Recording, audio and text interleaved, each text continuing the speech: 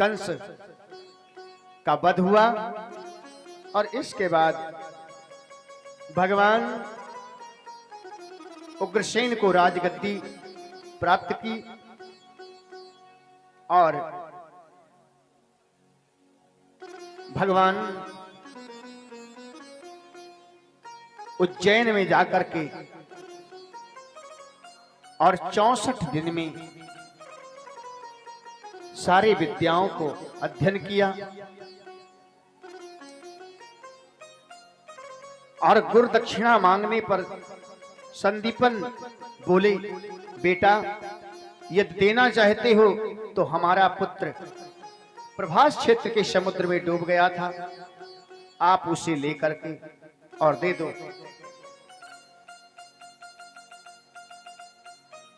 भगवान गुरु जी के पुत्रों को लेकर के आए, दक्षिणा स्वरूप दिया। ये कथा आप सभी को कल सुनने को मिलेगा। और भगवान 64 दिन में सारी विद्याओं को ग्रहण करने के बाद यही कृष्ण और सुदामा की मित्रता हुई। लौट करके आए और इसके बाद में वो मथुरा छोड़कर और द्वारिकापुरी चले गए। द्वारिकापुरी में जब रहने लगे तो एक दिन उनको गोपियों की बड़ी याद आई। हे राजा,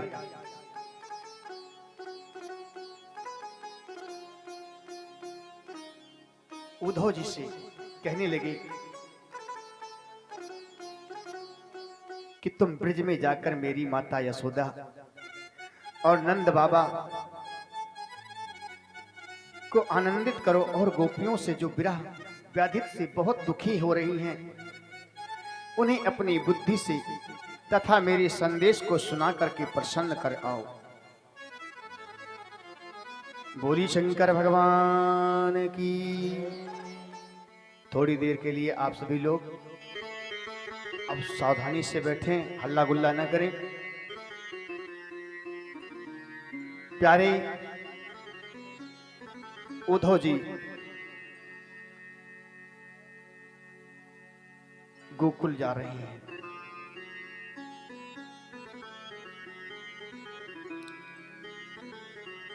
गोकुल में जा रहे हैं कृष्ण का संदेश लेकर।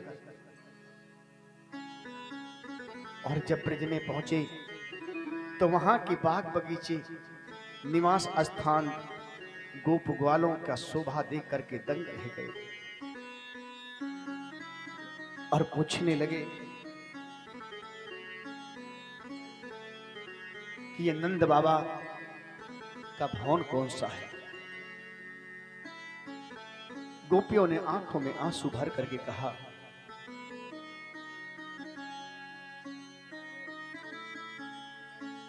सर्वेश सिंह के द्वारा 100 रुपया आया, भगवान को आशीर्वाद दे। गोपियों ने आंखों में आंसू भर करके कहा, हे उद्धव, तुम पूछ रहे हो कि नंद भवन कौन सा है। ये देख रहे हो जहां से आंसुओं की नदियां आपको दिखाई दे, और जहां आंसुओं की नदियां समाप्त हो जाए समझ लो वही नंद भवन है। और उद्धव जी नंद बाबा के पास पहुंचे। नंद बाबा से वार्तालाप हुआ, कुशल सीम सुनाया। माता यशोदा ने कहा, मेरा लाला कैसा है। नंद जी कहते हैं, नंद जी से उद्धव जी कहते हैं, तो नंद बाबा कहते हैं, बताओ कि मेरा कन्हैया, मेरा गोविंद कैसा है।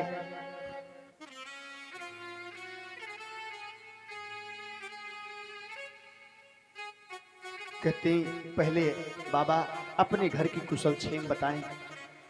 कैसी हैं यशोदा मैया, आप कैसे हैं? नंद बाबा कहते हैं उद्धव,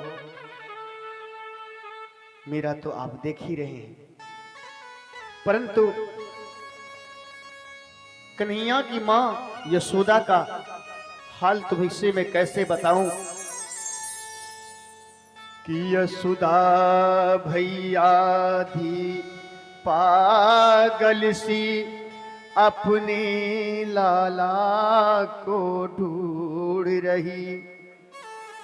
बोलो पति कहाँ छिपा लाला, कि वो नंद राय से पूछ रही। हे बाबा, तुमने मेरे गोविंद को कहाँ छुपा दिया? तुमने मेरे लाला मेरे कन्हैया को कहाँ छुपा दिया? मैं चची मुची कहती हूँ प्रियतम, मेरा लाला रोता होगा। मेरी गोदी से बिछड़ आज भर नींद नहीं सोता होगा।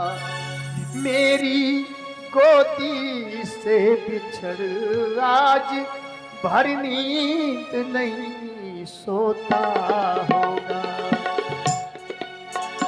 यशोदा भैया थी पागल सी अपने लाला को ढूंढ रही, अपने लाला को ढूंढ रही। बोलो हे पति छिपा लाला, बोलो पति छिपा लाला, यो नंद राय से पूछ रही, यो नंद राय से पूछ रही, नंद राय से पूछ रही।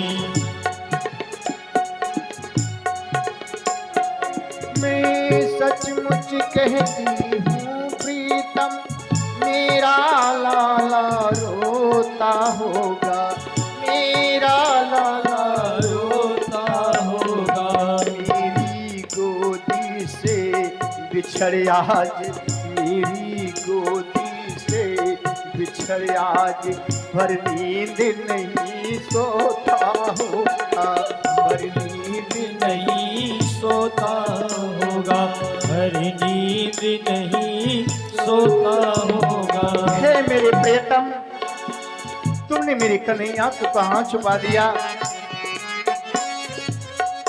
वो जब से मेरी गोदी से बिछड़ गया मुझे नींद नहीं लगती, और जब मुझे नहीं नींद लगती तो मेरे लाला को भी नींद नहीं लगती होगी। ये मेरे हाथ आज रोते, ये माखन मिश्री रोती है। ये मेरे हाथ आज रोते, ये माखन मिश्री रोती है। रोता होगा खाने वाला, रोता होगा खाने वाला, ये प्रतीत मुझको होती है। होगा लाला मेरा कहती है। मेरा लाला कहे, हे उद्धव जी, यशोदा आधा पागल हो गई है, जहां देखो वहां दौड़ती रहती है और कहती है मेरे लाला को तुमने कहां छुपा दिया। ये हाथ की मेरी माखन मिश्री ये रो रहा है, और जब मुझे नींद नहीं आती तो मेरे कन्हैया को भी नींद नहीं आती होगी। प्यारे नंदराय जी का ये बातें सुनकर के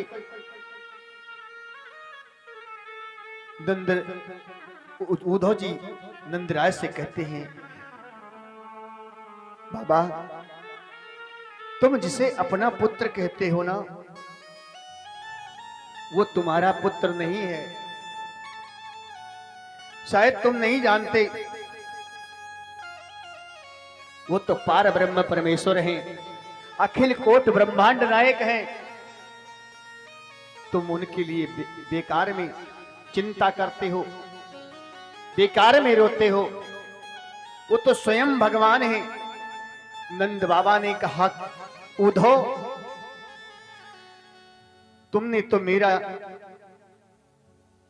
मरना और आसान कर दिया। लोग कहते हैं कि जब पिता छोड़ देता है तो लोग पुत्र के सहारे रह जाते हैं, और जब पुत्र छोड़ देता है तो लोग भगवान के सहारे रह जाते हैं। आखिरी सहारा तो भगवान का ही होता है। और आज तुमने ये बताकर कि तुम्हारा लाला नहीं, वो तो पार ब्रह्म परमेश्वर है, वो अखिल कोट ब्रह्मांड नायक है। हे उद्धव, तुमने तो मुझे कहीं का नहीं छोड़ा।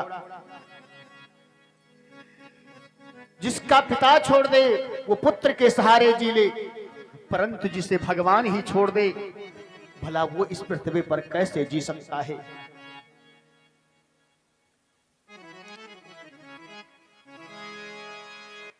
नंद बाबा के इस भाव को देख करके और उद्धव जी चौकन्ने से रह गए, दंग हो गए, सारा ज्ञान उनका लुप्त हो गया।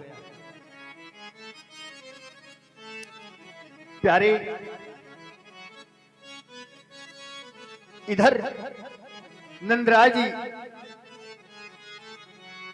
बात ही कर रहे थे, तब तक एक गोपी दौड़ी आई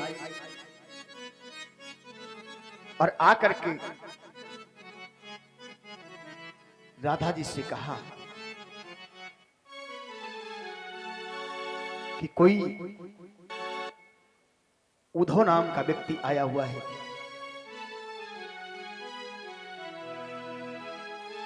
पत्र लेकर मेरे कन्हैया का। बात करते करते और गोपियां पहुंची।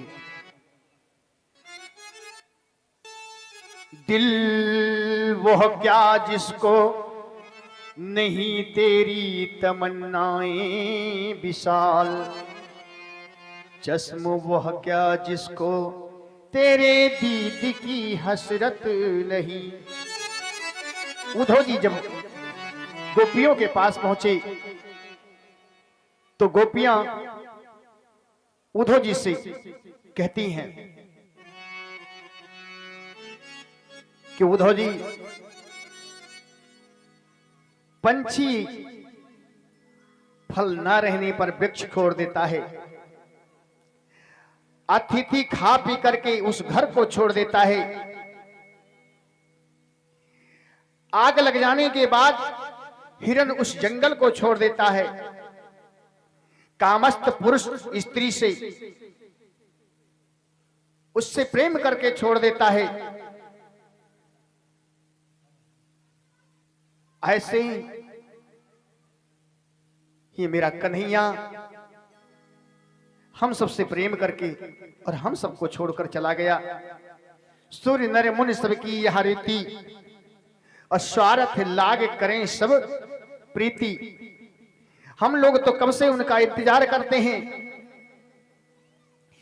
कि जाने कब आएगा मुझे अपना बनाएगा, जाने कब आएगा मुझे अपना बनाएगा। मेरे आंसू पोंछ कर मुझे गले लगाएगा, मेरे आंसू पोंछ कर मुझे गले लगाएगा, मेरे आंसू पोंछ कर मुझे गले लगाएगा।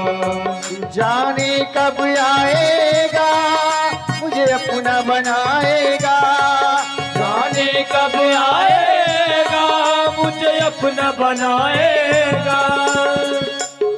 मेरे आंसू पोंछ कर मुझ गले लगाएगा। मेरे आंसू पोंछ कर मुझ गले लगाएगा।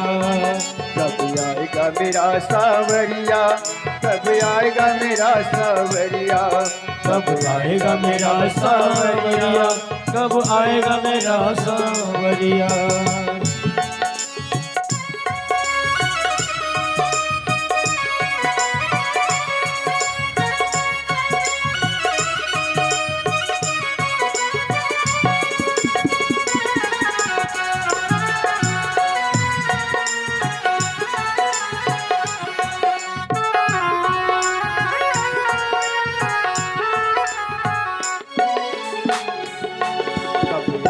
मेरा सावरिया, कब आएगा मेरा सावरिया, कब आएगा मेरा सावरिया, कब आएगा मेरा सावरिया, कब आएगा मेरा सावरिया, कब आएगा मेरा सावरिया।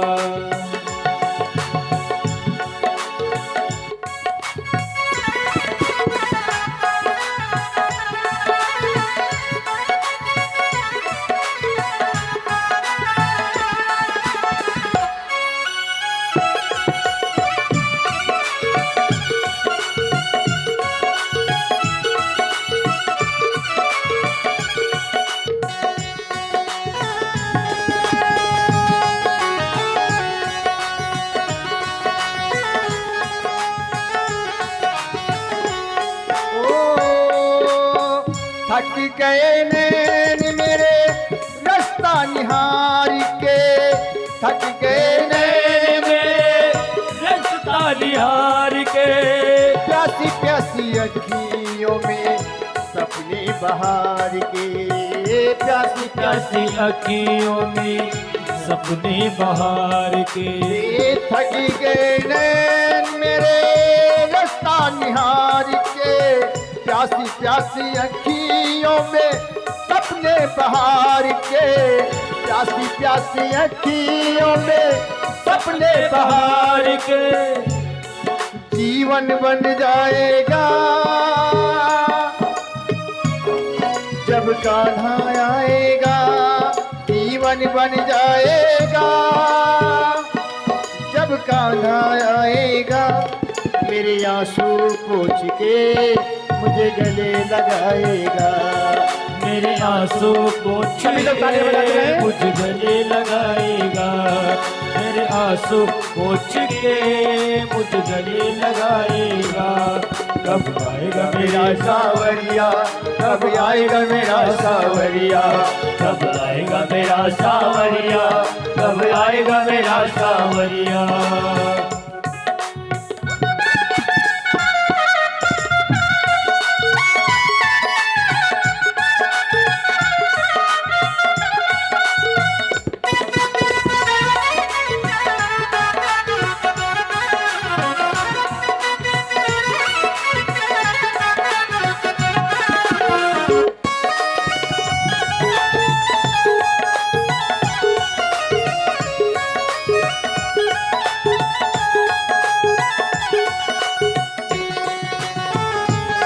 कहते हैं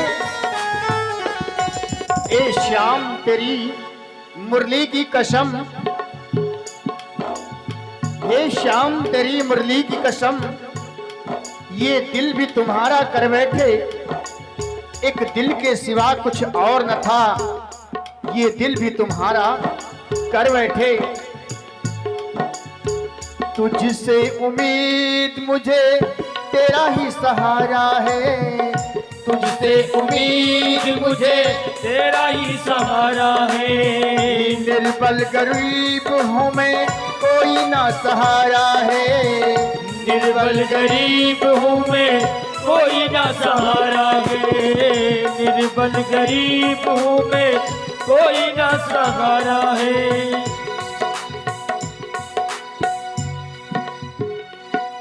कब तक बहलाएगा, कब तक बहलाएगा, कब तक तड़पाएगा, कब तक बहलाएगा, कब तक तड़पाएगा, मेरे आंसू पोंछ के मुझे गले लगाएगा, मेरे आंसू पोंछ के मुझे गले लगाएगा, मेरे आंसू पोंछ के मुझे गले लगाएगा। जितना दिया सरकार ने, जितना दिया सरकार ने, उतनी मेरी औकात नहीं। ये तो कर्म है मेरे कान्हा की, मुझ में ऐसी कोई बात नहीं, मुझ में ऐसी कोई बात नहीं। जाने कब आएगा मुझे गले लगाएगा, जाने कब आएगा मुझे गले लगाएगा, मेरे आंसू पोंछ कर मुझे गले लगाएगा, मेरे आंसू पोंछ कर मुझे गले लगाएगा। कब आएगा मेरा सावरिया, कब आएगा मेरा सावरिया, कब आएगा मेरा सावरिया, कब आएगा मेरा सावरिया।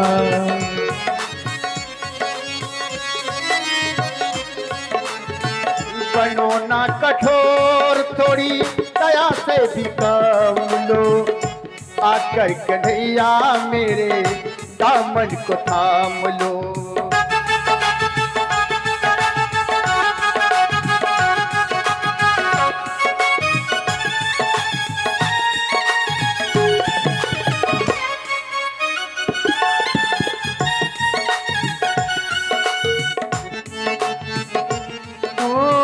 बनो ना कठोर, थोड़ी दया से भी काम लो, आकर कन्हैया मेरे दामन को थाम लो, आकर कन्हैया मेरे दामन को थाम लो। सेवक बन जाएगा तो हरि गुण गाएगा, सेवक बन जाएगा जो हरि गुण गाएगा, मेरे आंसू पोंछ कर मुझे गले लगाएगा, मेरे आंसू पोंछ कर मुझे गले लगाएगा, मेरे आंसू पोंछ कर मुझे गले लगाएगा। कब आएगा मेरा सावरिया, कब आएगा मेरा सावरिया, कब आएगा मेरा सावरिया।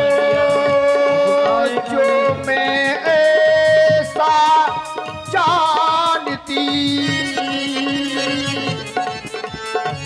बीत किए दुख होय नगर ढिंढोरा बीतते बीत न करियो बीत न करियो कोई। गोपियां कहती हैं, उद्धव जी हम लोग तो उसका राह देख रहे हैं, हमसे कह कर गया था परसों आने की गाथा, लेकिन आज तक नहीं आए, बड़े निर्मोही निकल गए। कल तक जो हमारे घरों में माखन मिश्री चुरा चुरा करके खाते थे, अनेक प्रकार की लीला करते थे, आज वे मथुराधीश बन करके हम ब्रजवासी गोपी ग्वाल नंदी यशोदा मैया गाय बछड़ों आज सभी को नाता तोड़ चुके हैं। हे उद्धव जी, संसार में केवल एक नाम मात्र प्रेम ही है, और जैसे वृक्ष से फल खा करके पंछी वृक्ष को छोड़ देता है, जैसे अतिथि खा पी करके घर छोड़ देता है, जैसे आग लगने के बाद हिरण उस जंगल को छोड़ देता है, जैसे काम शक्ति पुरुष स्त्री से भोग करके छोड़ देता है, उद्धव जी उसी प्रकार से वो कन्हैया हम सबको छोड़कर चला गया। तभी एक भंवर आया और आकर के एक गोपी के कान के पास गुनगुनाया। प्रेम में दीवानी गोपी समझने लगी कि ये कृष्ण ने ही इसे मुझे भेजा है मनाने के लिए। और गोपियों ने उस भंवर को देखा तो उससे उल्हाना देने लगी। अरे भंवर, तू भी कृष्ण जैसा काला छलिया है, कपटी है। कृष्ण का बनमाला का पीला कुमकुम तेरी मोछों पर लगा है। तू भी किसी एक ही फूल से प्रेम नहीं करता होगा, अनेकों फूल से प्रेम करता होगा और फूलों का रस लेकर के और तू भी उड़ जाता होगा। इस प्रकार से कहने लगी। मंदिर अरधि अवध दही हम सो हरि अह चल जात, सस रिपु वरस सूर्य रिपु युगवर हर रिप ओय घात। तू भी मेरे साथ घात करने आया है। गोपियां उससे उल्हाना देने लगी। बड़ी सुंदर भाव दिया उसने। हे गोपियों, जैसे 40 अर्ध आधे 20 में आप उनको देखा करते हैं, उसी प्रकार से भगवान कन्हैया भी आप सभी को निहारा करते हैं। जरा एक बार अपनी दिव्य दृष्टि से देखो तो कन्हैया तुम्हें यमुना के उस पार दिखाई देंगे। बोलिए वृंदावन बिहारी लाल की। और जब गोपियां उनसे प्रीति करने लगी, उनको देखने लगी, उद्धव जी ने कहा, सुनो उन्होंने क्या कहा है। उन्होंने कहा है कि वो मुझे भूल जाए। उनसे सब उन लोगों से कह दो वो मुझे भूल जाए।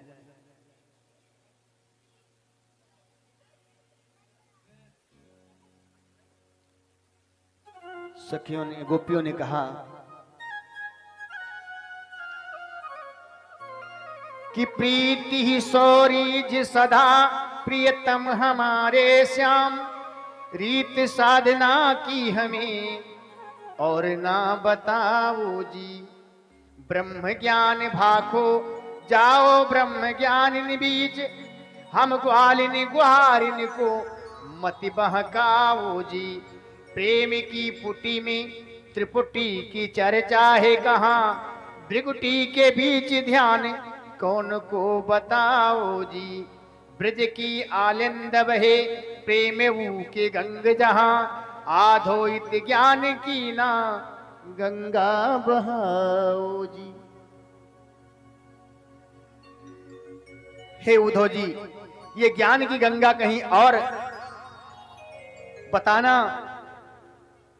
ये ज्ञान की गंगा हमें मत बताओ, क्योंकि क्षणभंगुर जीवन की कलिका कलिपात के जाने खिले न खिले, मलयाग्र की चल सुचिलता ये मंद सुगंध समीर मिले न मिले।